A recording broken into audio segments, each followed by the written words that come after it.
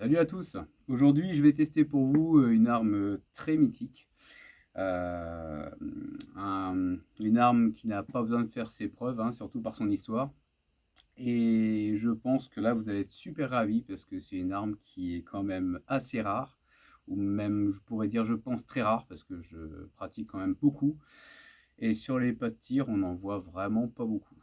Et surtout dans cet état-là. Et vous allez voir, elle fonctionne plutôt pas mal aussi.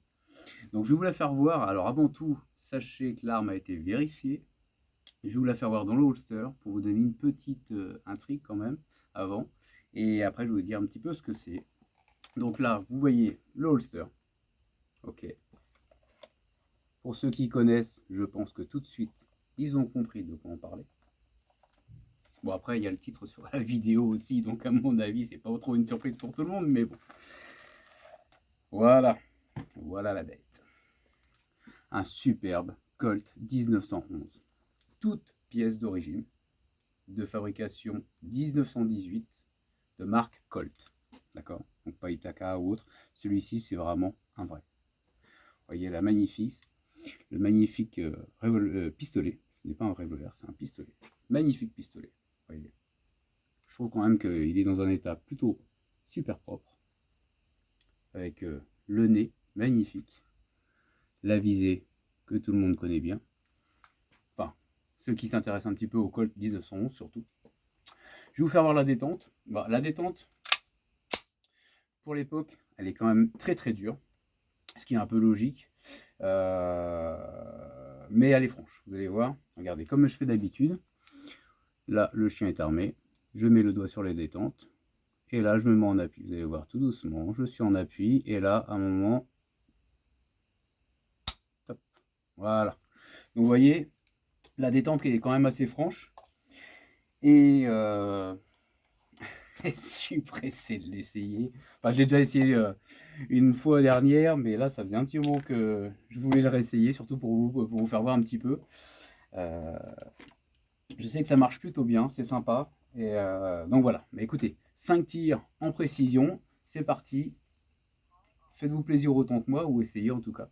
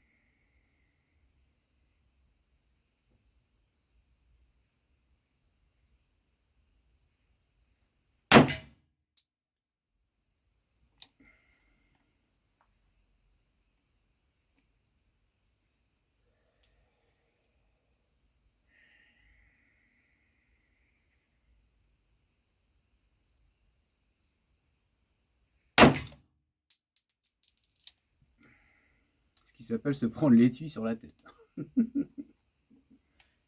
Eh, c'est pas une belle arme quand même. Vous avez vu un peu la réaction de l'arme et la classe, hein. C'est beau, hein. Vous avez vu quand même. C'est magnifique. Eh ouais, superbe arme.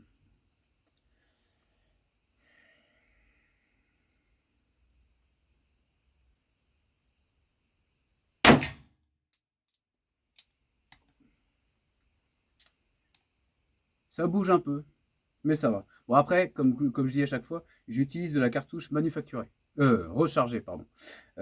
Surtout dans les armes comme ça, historiques.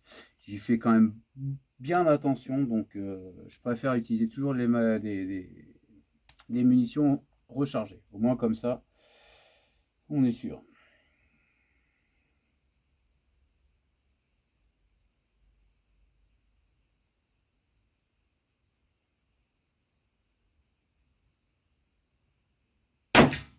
Eh bah, dis donc, celle-là, vous voulez pas y aller, hein. La détente est quand même assez raide. Voilà. Donc, vous voyez un petit peu comment c'est.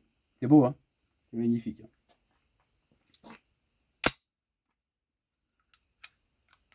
magnifique. Allez, on la met en sécurité et on va aller voir un peu ce que ça donne.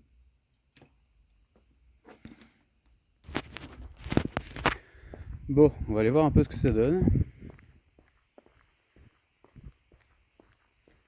Ouais, ça marche bien.